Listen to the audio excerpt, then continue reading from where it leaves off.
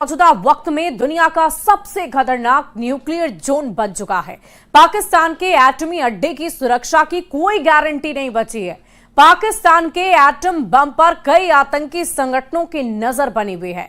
तहरीके तालिबान पाकिस्तान का सरगना नूर वली कई बार पाकिस्तान के एटमी हथियारों को हासिल करने की कोशिश कर चुका है और ऑपरेशन सिंदूर के बाद नूर वली फिर से एक्शन में आ गया है।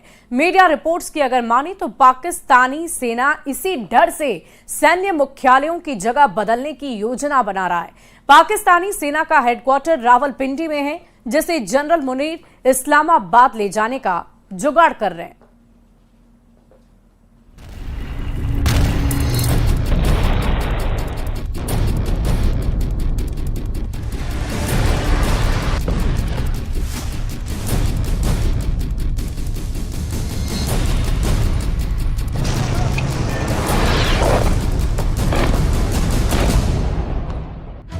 धरती के सबसे खतरनाक न्यूक्लियर जोन।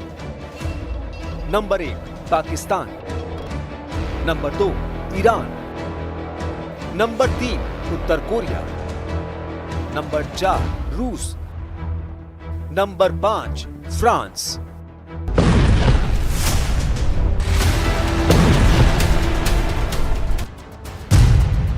पाकिस्तान धरती पर सबसे खतरनाक परमाणु जोन है।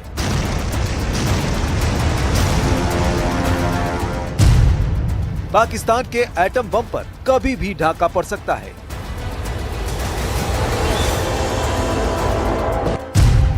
पाकिस्तान से एटम बम छीन लेने की मांग हो रही है।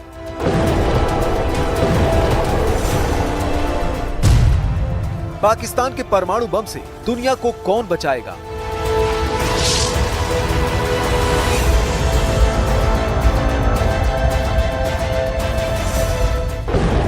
ऑपरेशन सिंदूर ने पाकिस्तान के इतने चेहरे बेनकाब किए हैं जिसकी गिनती नहीं की जा सकती। पाकिस्तान इतने तरह से तबाह हुआ है कि उसे कई साल उबरने में लगेंगे।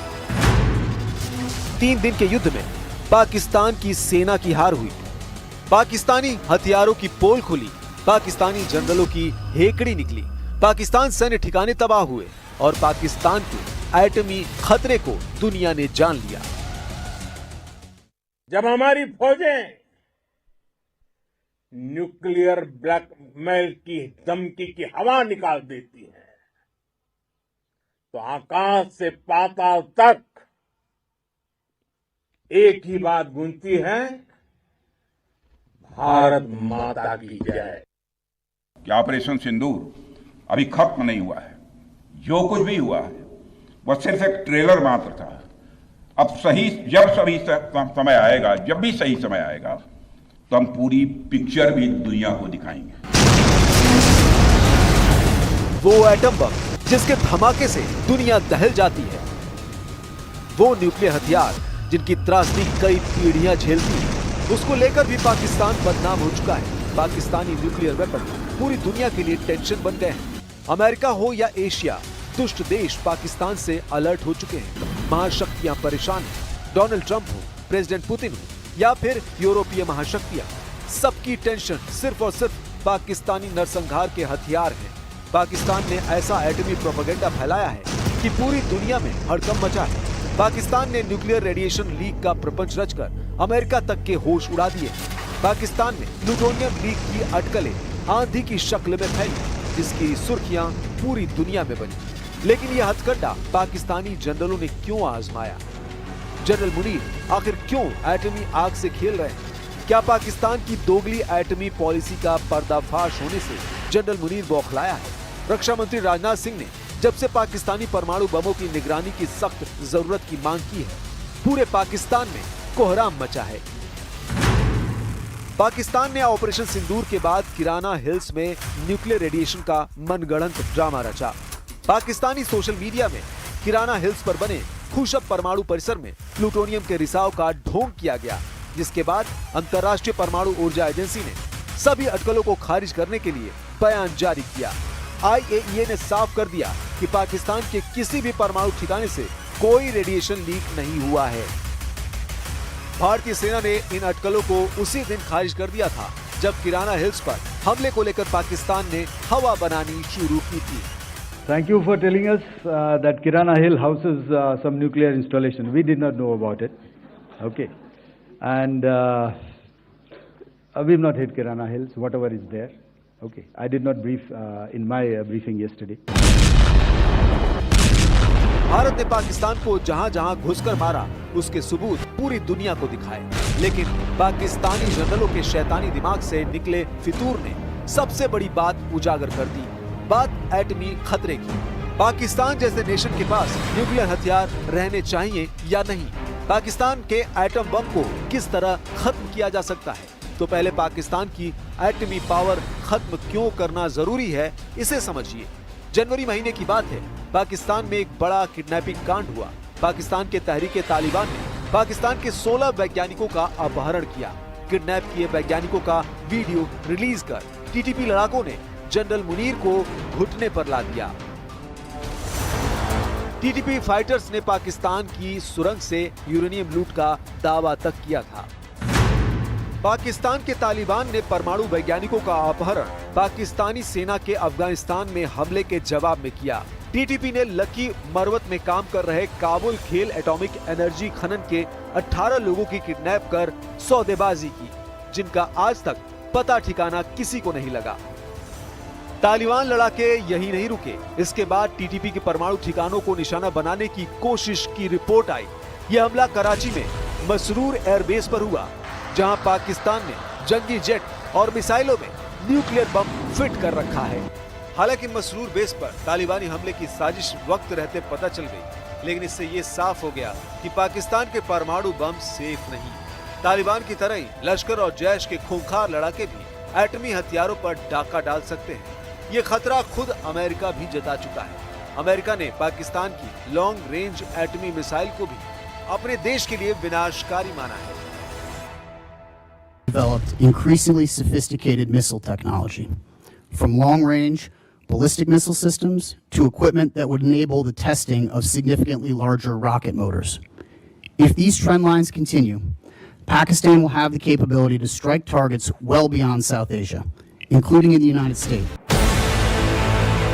सुपर पावर अमेरिका ने पाकिस्तान से एटम बम छीनने का प्लान भी बना रखा है। इस प्लान को अमेरिकी खुफिया और सैन्य जानकारों ने न्यूक्लियर स्नैच ऑपरेशन और रेंडर सेफ मिशन का नाम दे रखा है।